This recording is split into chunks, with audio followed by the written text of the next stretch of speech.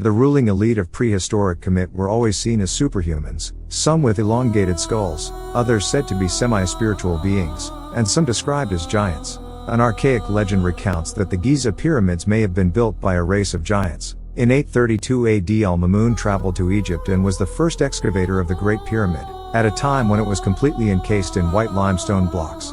Who the Shedai are is another mystery, but could be referring to another name of the Shemsu-Hor, or followers of Horus. It could also refer to Shaddad bin Ad, king of Ad, who was believed to be the king of the lost Arabian city of Iram of the Pillars, an account of which is mentioned in Surah 89 of the Quran. He is sometimes referred to as a giant.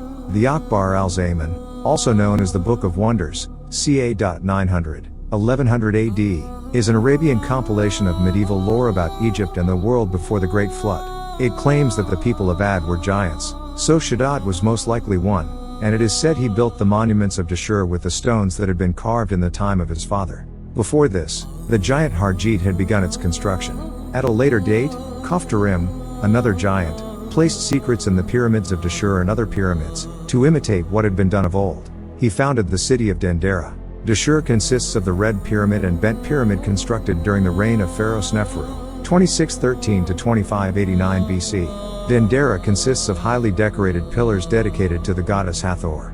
The text goes on to say that Nakhraus, the first king of Egypt, after the flood, with his companions built monuments, erected high towers, and executed the wonderful works, while the city of Memphis was the work of a later set of giants, who worked for King Misraim, another giant. Even later still it describes the work of more of these colossi. Adim was a giant, with insurmountable strength, and the greatest of men.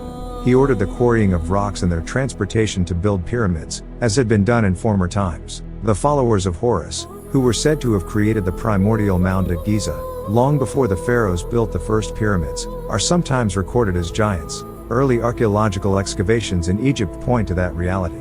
Professor Walter B. Emery, 1903 to 1971, was the Egyptologist who excavated Saqqara in the 1930s and discovered pre-dynastic remains there.